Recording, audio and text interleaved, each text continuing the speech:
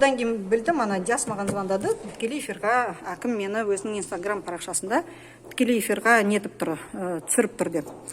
Сосын жарайды, тікелей эфирға түсіріп тұр, өте жақсы. Сосын мен мына нені одан бөлек камераға түсіріп тұрды толығымен, бастан аяққа түсіріп тұрды.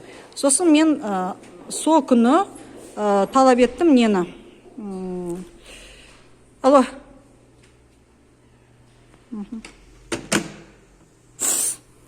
Так. Мінеки жаңа мен қалалық әкімдікте тұрмын.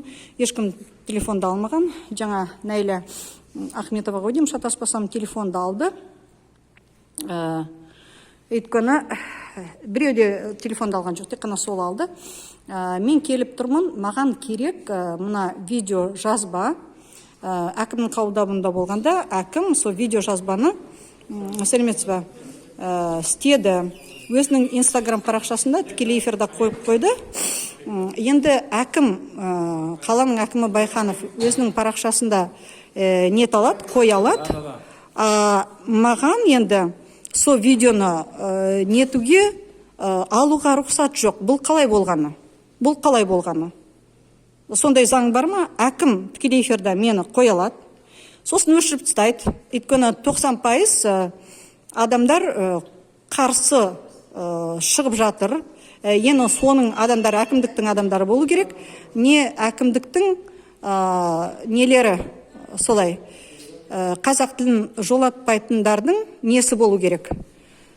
Қазақ тілін жолатпайтындардың әйтеуір сол сәлеметсіз бе, сол пікірлестер болу керек мына әкімдікке. Соны ашкерленбес үшін менің ойымша ол алды да өшіріп тастады.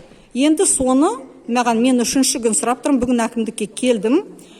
Айттым, бәрі жерге жазам дедім, бас прокуратураға да жазам. Енді бас прокуратура мүмкін рұқсат берді сол осындай масқаралық істеуге. Әкім өзінің инстаграмына тікелей эфирға қоя алады. Маған әйтеуір сол видеоны бермейді деген мүмкін сондай не бар, құқы бар, оның ерекше. То есть әкімнің құқығы менің құқығымнан енді үлкенірек деген мағынада. Неге ол солай істеді? Менің ойымша, мен мында тұрып алдым, телефонды тапсырмаймын деп. Өйткені әкімнің енді бір қылмысы болмаса, ол немесін жасырады. Мен телефонды тапсырмаймын деп сөйтіп тұрып алғам. Соның нәтижесінде ғана мені телефонмен жіберді. Былай мені телефонмен жібермес еді. Неге осындай масқара болып жатырмыз біз Байханов әкімде?